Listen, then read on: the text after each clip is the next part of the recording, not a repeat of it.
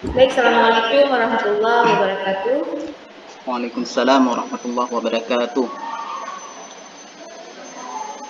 Yang saya hormati Bu Yuni, penguji komprehensif hari ini, kemudian Bapak Ridwan sebagai peserta ujian komprehensif hari ini yang telah bersiap, semangat, sehat ya Pak ya. Alhamdulillah Bu. Ya, oke. Untuk keberkahan dan kelancaran acara ujian kita bacakan dulu surat Al-Quran Pak, surat yang ada dalam Al-Quran. Silahkan dibuka Al-Qurannya, sekali buka saja langsung dibaca satu atau dua ayat dengan kaidah tajwid yang baik dan benar. Silahkan Bapak. Ya Bu.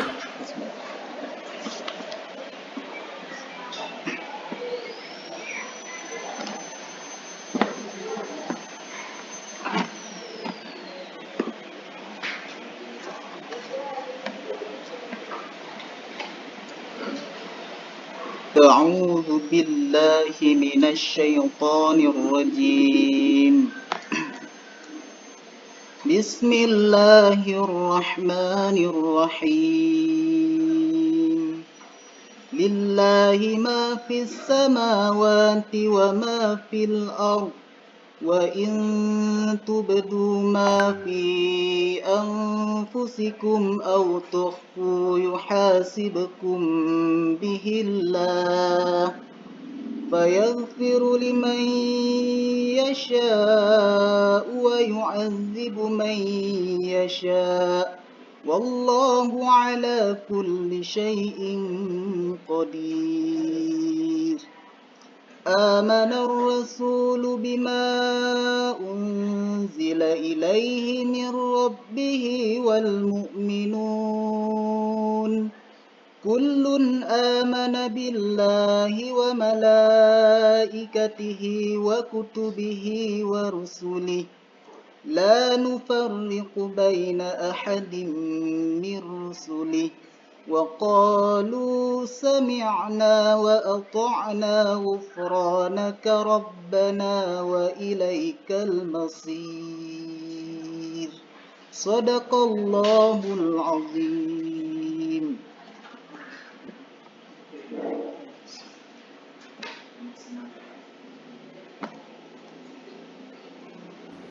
Terima kasih Bapak. Saya mau tanya sedikit nih tentang kaidah tajwid, tentang qalqalah Pak. Silakan Bapak dijelaskan konsep qalqalah. Qalqalah itu artinya memantulkan. Jadi secara qalqalah terbagi dalam dua bagian. Yang pertama qalqalah kubra dan yang kedua qalqalah sugra. Itu. Contohnya gimana Pak? Qalqalah kubra Bu. Dua-duanya? Contoh qalqalah kubra, tabbat yada abi lahabin wa tab. Ya, ditahan Pak ya. Watab. Oke. Ya, kalau yang sugra? Sugra, qul huwallahu ahad. Itu sugra. Ya Bu. Kalau misalnya liyaj'alu, ya, itu apa? Itu sugra Bu. Lalu yang qul huwallahu ahad, itu sugra juga Bu. sama-sama sugra. Ya Bu. Bedanya kayak mana itu kalau sama-sama sugra? Yang kubra itu ditandai dengan tanda tasdik yang kita berhenti, yang kita wakafkan. Misalnya bil haqq. Iya. Itu contoh yang lain dari qalqalah kubra. Kalau yang sugra tadi, yang ahad dengan liyaj'alu itu kayak mana untuk membedakannya? Itu kan tidak ada tanda tasdiknya. Ya, masuk sugra. Sugra. Ya Bu. Tapi ada bedanya dia, satu di tengah-tengah kata, satu lagi di ujung kata juga, di ujung kalimat. Itu gimana? Huwallahu ahad kan di ujung ya, sedangkan liyaj'alu itu di tengah-tengah gitu. Ahad itu wusta Bu. Wusta ya. Dia di ujung ayat tetapi dia tidak bertasydid ya. Jadi wusta. Kalau yang di tengah-tengah ayat kemudian posisinya di tengah ya itu namanya sughra. Oke. Ya, ada kertas Pak di samping? Ada, Bu. Ya. Kita akan menulis ya Pak ya. Mohon maaf nih, ada suara tuh tetangga sebelah.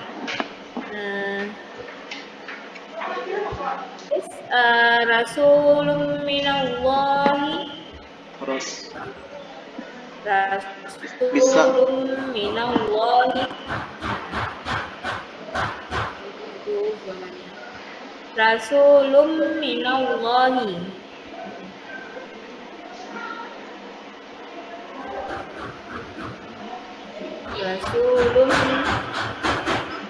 Rasulun minallahi yatlu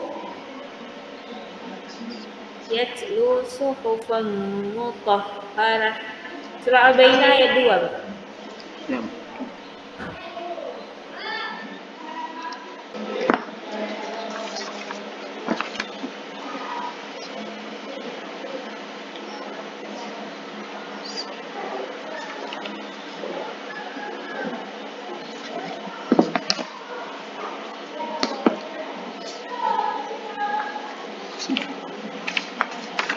Sudah Pak, coba saya lihat.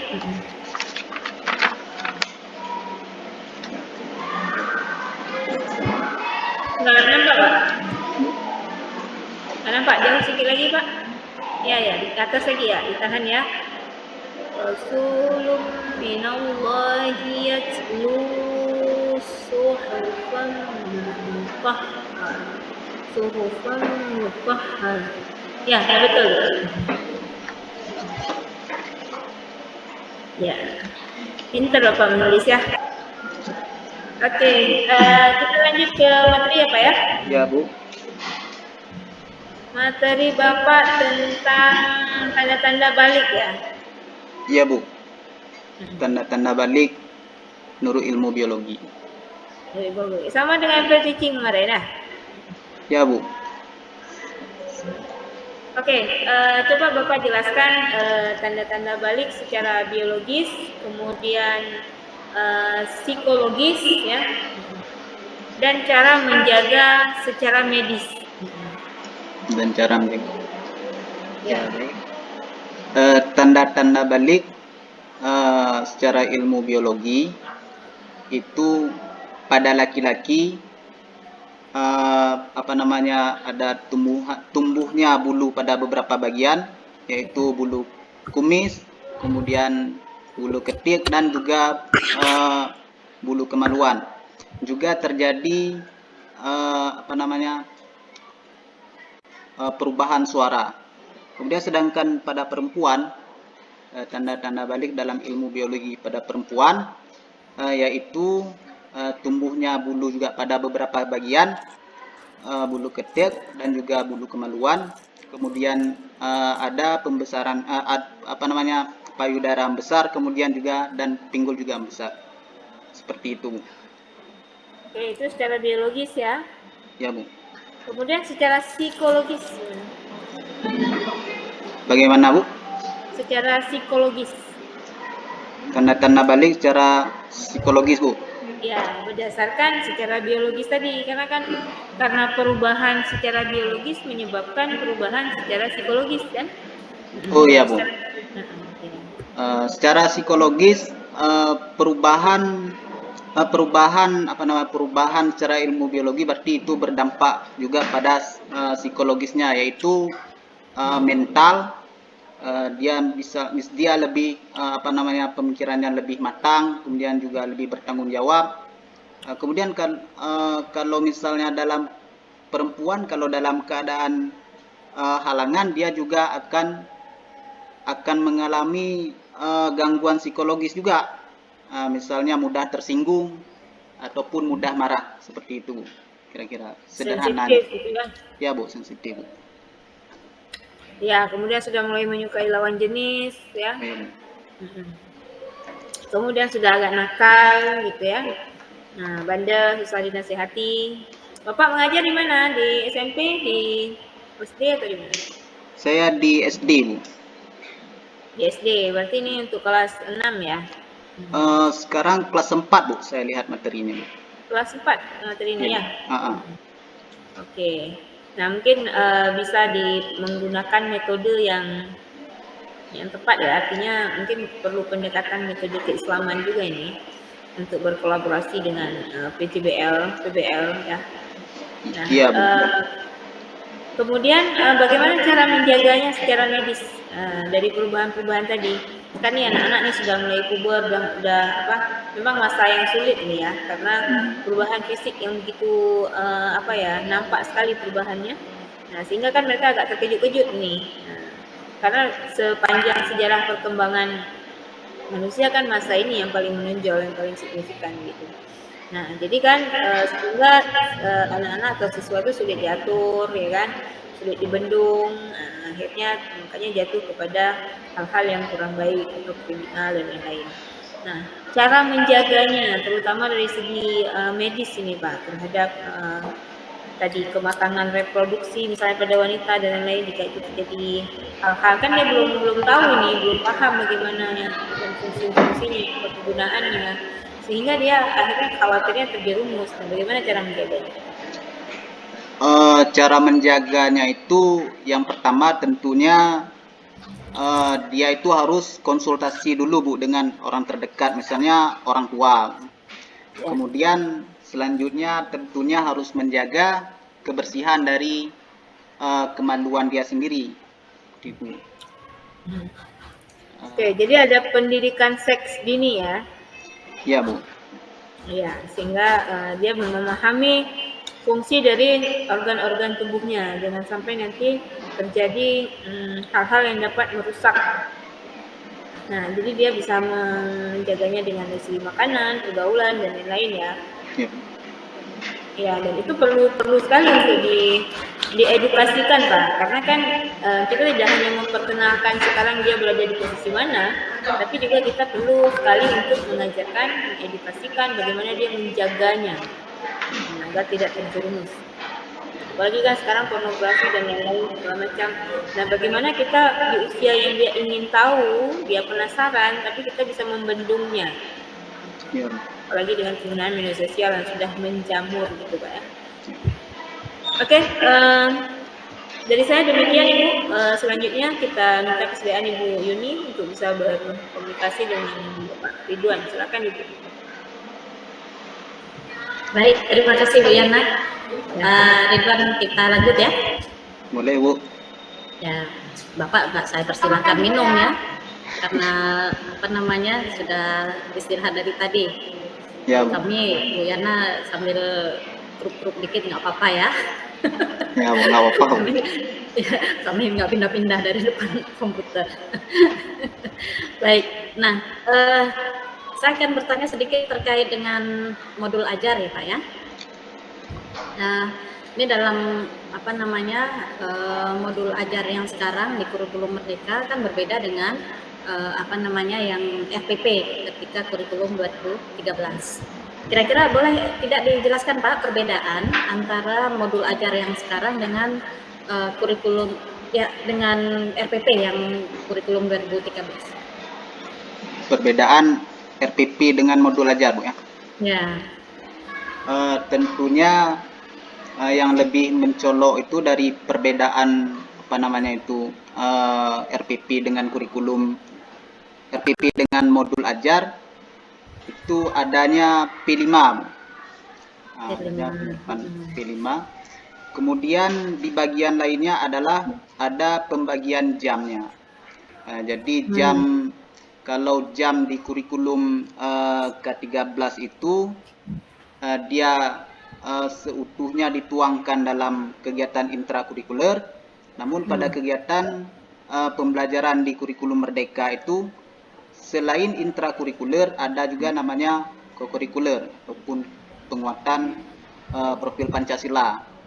Nanti jamnya itu ada 20-25% dari jam pelajaran dialihkan ke P5, ke proyek P5. Baik. Yang lainnya Pak, yang sangat kentara apalagi perbedaannya? Kemudian kalau di dalam RPP itu ada istilah kompetisi inti, kemudian kompetisi dasar. Sementara kalau di modul ajar itu diganti dengan istilah CP, Bu ya. CP, kemudian juga TP, kemudian ada juga ATP. Ya, baik. Nah, kalau terkait dengan penilaian itu bagaimana kalau di kurikulum 2013 dan bagaimana di kurikulum Merdeka atau di modul ajar? Di kurikulum ke-13 itu apa namanya? Dia dinilai dari 3 aspek secara keseluruhan.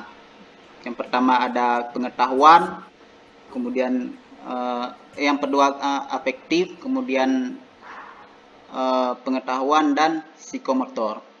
Kemudian dalam istilah dalam kurikulum kurikulum Merdeka, penilaiannya itu dia dibagi dalam 3 ya. Diagnostik, kemudian formatif dan sumatif. Kalau jika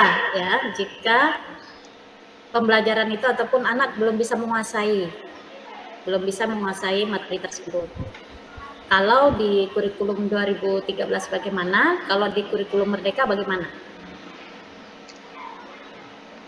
Jika ada kasus, Ya, Bu. ya, kita sudah membelajarkannya. Ya, Bu. Sudah mau habis semester ini, misalnya. Tapi anak belum paham.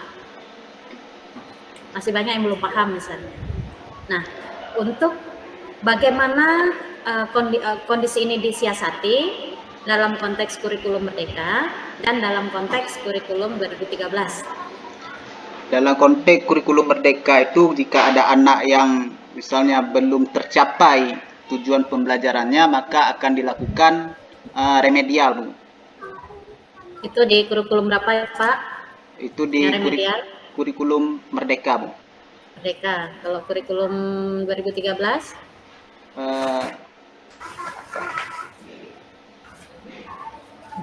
Oke, ya. Itu sebenarnya ada istilah pembelajaran tuntas ya, makanya kurikulum 2013 itu harus selesai dalam 1 tahun, itu harus selesai dalam setiap semester bahkan, ya. Setiap kalinya selesai. Tapi di kurikulum Merdeka ada fasenya Pak ya, 1 fase itu 2 tahun. Jadi kalau tidak selesai tahun ini bisa tahun depan gitu. Ya, itu perbedaannya. Nah, selanjutnya ini terkait dengan P5 Pak. Ya, Bu. Di situ kan ada penyusunan profilnya, ya. Saya ingin tanya yang penyusunan profil itu, bagaimana atau aspek apa saja yang dipertimbangkan untuk menyusun profil? Kan tidak tidak langsung kita tutup mata kemudian memilih profil A, B, C, D, tapi tentunya ada pertimbangan tertentu ya Pak ya. Nah, kira-kira aspek apa saja yang dipertimbangkan untuk menyusun profil menyusun profil dalam proyek P5? Dalam menyusun profil proyek P5, Pak ya? Iya. Itu kan ada profil tertentu, itu kan banyak profil yang disajikan di situ, disarankan mana yang mau dipilih, ya kan? Iya, Bu. Nah, itu ketika kita memilih profil tertentu, tentunya ada pertimbangan khusus. Nah, itu kira-kira pertimbangan apa saja yang menjadi acuannya? Dalam menentukan proyek P5 itu yang perlunya yang harus kita pertimbangkan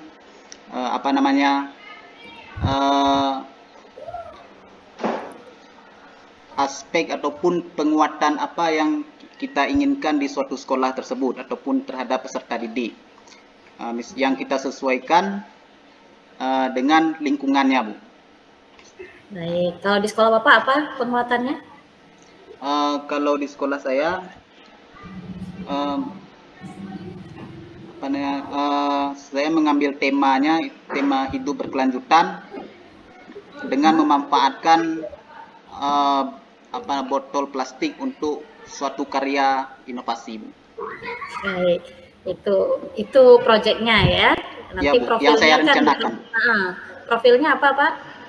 Profilnya yaitu beriman dan bertakwa pada Tuhan Yang Maha Esa, kemudian bergotong royong dan kreatif.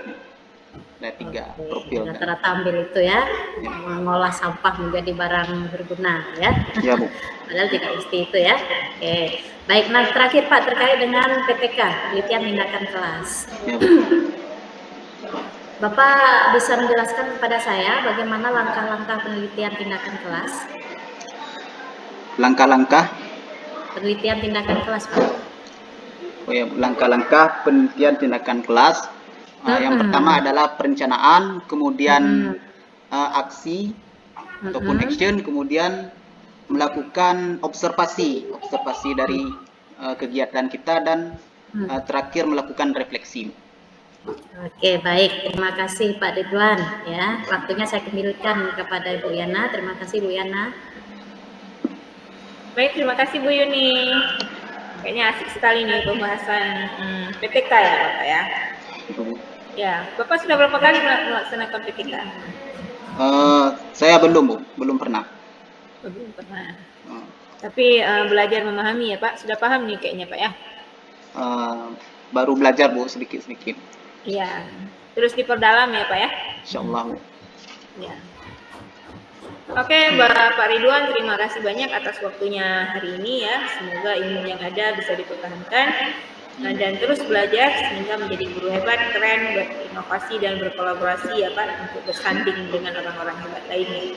Terima kasih banyak Bapak. Kami akhiri. Assalamualaikum warahmatullahi wabarakatuh. Ya Bu, terima kasih juga Bu untuk ilmu dan bimbingannya. Waalaikumsalam warahmatullahi wabarakatuh. Sama-sama Pak.